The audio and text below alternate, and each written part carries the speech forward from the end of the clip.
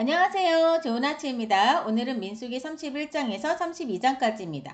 자, 민수기 31장은 부올 사건 이후 미디안에 대한 하나님의 심판 명령으로 시작됩니다. 자, 이 장을 읽으면 마음이 좀 무거워져요. 왜냐하면 그 전쟁과 죽음 그리고 전리품의 기록까지 굉장히 상세하게 적혀 있거든요.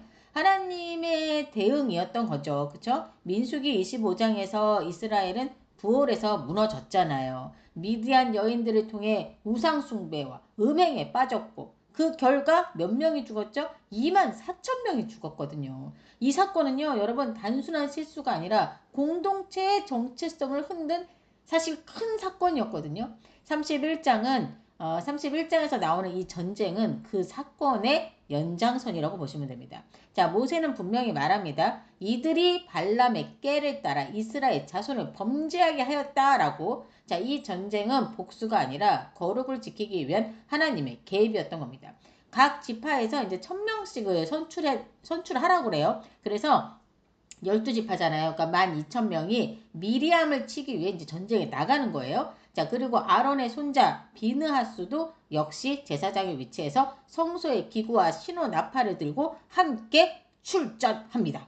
자, 성소의 기구를 들고 간다는 건 뭐냐? 이 전쟁이 단순한 군사 충돌이 아니라 하나님의 심판 집행이라는 의미인 거고, 나팔 역시 하나님 앞에 부르짖고 하나님의 임재를 상징하는 그런 역할을 하는 거예요. 즉 비느하스는 미디안과의 전쟁에 전투병이 아닌 전쟁을 하나님께 속한 사건으로 만드는 영적 지도자 역할을 수행하기 위해 함께 간 거라고 보시면 됩니다. 자, 이 전쟁에서 미디안의 모든 남자는 다 죽습니다, 여러분. 뿐만 아니라 미디안의 5왕을 죽였고, 여러분 그 부올의 아들 발람 아시죠? 발람 선지자. 그 이스라엘을 저주하려고 했던 발람 선지자도 이번에 이때 여기서 칼로 죽임을 당합니다. 자, 부올 사건의 핵심 인물이지 않습니까? 자, 전쟁을 마치고 이제 이 군인들이 싹 다 돌아옵니다. 자, 돌아오는 길이 이제 그려지고 있어요, 성경에. 자, 이들이 미디안의 부녀와 그들의 아이들까지 사로잡아 온 모습이 나오고 있어요. 자, 그리고 이때 모세는 승리한 이스라엘 병사들을 영접하기 위해 딱 나갑니다. 나갔는데 이때 이 미디안 여자들이 몇천 명이 같이 이렇게 다 데리고 온 걸 본 거예요. 그러고서는 엄청 화를 내는 장면이 나옵니다. 모세가 막 화를 많이 내는데 모세가 화를 낸 이유가 있습니다. 16절에 정확하게 나옵니다.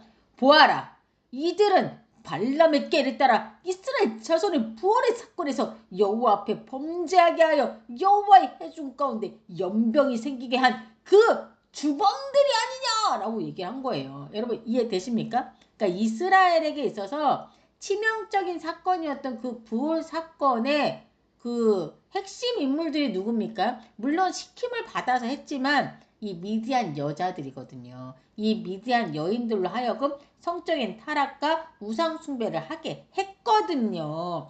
꼬셔가지고 남자들은 우리는 한 형제입니다 막 그러면서 막 우리 제사 지내는데 같이 와서 같이 제사 지내고 먹고 마십시오 막 그러면서 막 데리고 가가지고는 그리고선 성전에서 어떻게 성행위를 하고 막 그랬거든요. 그거에 홀라당 넘어간 우리 이스라엘 백성들이 많이 무너졌지 않습니까? 예?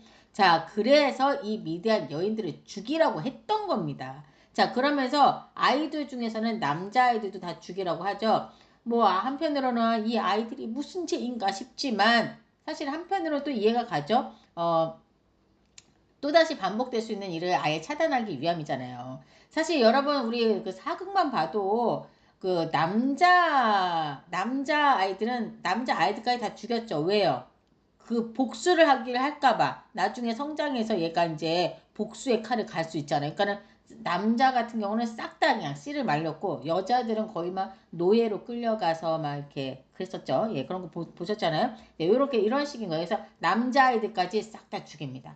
대신 남자와 동침한 적이 없던 여자들은 그냥 살려두라고 합니다. 이 여자들은 왜요? 이제 전리품이 되는 거야. 전리품. 그래서 이스라엘 백성들에게 다 나눠줍니다. 나눠줘서 뭐 첩으로 삼는 사람 있고 또 노예로 삼는 사람 있고 막 별의별 일을 다 당하는 거죠. 뭐 어쩔 수 없죠. 예, 전쟁의 포로들은 어쩔 수가 없죠. 예. 자, 자, 25절부터는 이제 모든 전리품의 숫자와 그 분배 내용이 굉장히 자세하게 나와 있어요. 이걸 보면서 아니 굳이 이렇게 전리품의 숫자까지 이렇게 굳이 다 기록해야 할 이유가 있었을까라는 생각이 들었거든요. 자, 근데 여러분 이 전쟁은 영토 확장이 아니죠. 그쵸? 영토 확장의 목적으로 전쟁이 치러진 게 아니라 25장의 그 우상 사건에 대한 하나님의 심판이었거든요. 그래서 이 전리품들은 전사들의 몫이 아니라 하나님이 주신 것으로 취급이 되는 거예요. 그래서 숫자를 정확히 세고 기록함으로써 이 승리는 우리의 힘이 아니라 하나님의 손에 달려 있었다라는 그 고백을 문서로 남긴 거였던 겁니다. 공식적으로. 그리고 전쟁 직후 가장 쉽게 여러분 무너지는 게 이 전리품 다툼이었다고 하더라고요. 그러니까 다른 민족들도 항상 전쟁을 일부러 합니다. 왜? 이 모든 거를 확장시키기 위해서 재산이나 땅을 확장하기 위해서 전쟁을 맨날 그때는 했던 거예요. 그러면 이제 전쟁을 하면 전리품을 가져오잖아요. 그러면 이거를 네가 많이 했네, 내가 많이 했네, 이 전리품을 나누는 데 있어서 다툼이 항상 있었다고 하더라고요. 자, 그래서 모세는 그냥 아예 딱 정해버립니다. 절반은 군대한테, 예, 군인들한테, 그 다음에 절반은 온 회중한테. 자, 그리고 그중 일부는 하나님께 봉헌하라는 그 공식 분배 체계를 세운 거예요. 자, 숫자 공개는 왜 했냐? 투명성, 예, 투명하게 하기 위해서였죠. 그리고 동시에 가나안 입성을 앞둔 세대에게 이제 앞으로도 이제 이렇게 계속 전쟁을 하잖아요. 이렇게 전쟁에서 승리했을 때 그때도 너희가 흥분하지 말고, 재물 앞에서 흥분하지 말고, 예, 하나님 중심으로 하기 위해서 모든 걸 지금 가르치고 있는 거라고 보시면 됩니다. 자, 숫자가 계속 나와서 우리하고는 정말 되게 상관이 없어 보이잖아요. 그러니까 우리는 지루해 보일 수 있죠. 근데 이 모든 것들을 우리가 지루하게 볼 게 아니라 이게 하나님 나라의 운영 매뉴얼 같은 거다라고 보시면 될 것 같아요. 그러니까 사실 굉장히 중요한 부분이었구나라는 생각도 저도 들었거든요.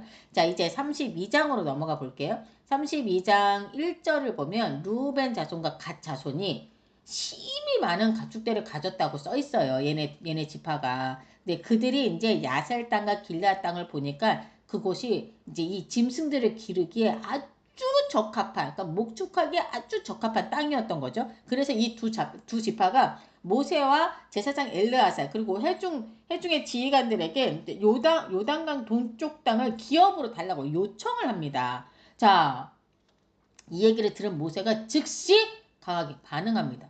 너희 형제들은 전쟁하러 가는데 너희만 여기 앉아 있으려 하느냐? 이렇게 얘기를 한 거죠. 그러니까 모세는 이 요청이 단순한 땅 문제를 넘어 공동체 전체의 사기를 꺾을 수 있는 문제라고 봤던 거예요.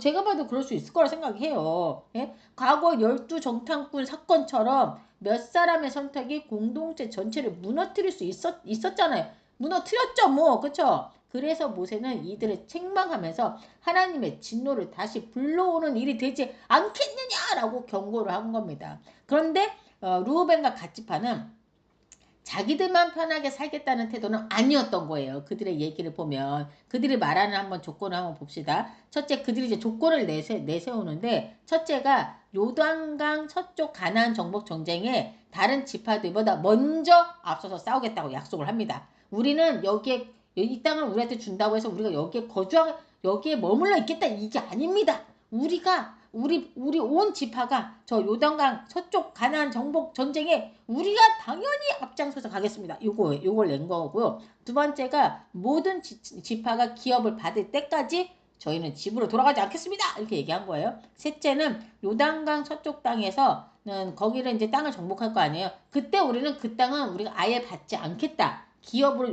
요구하지 않겠다. 왜? 우리는 여기 받았으니까. 요거를 이제 딱 조건을 얘기한 거죠.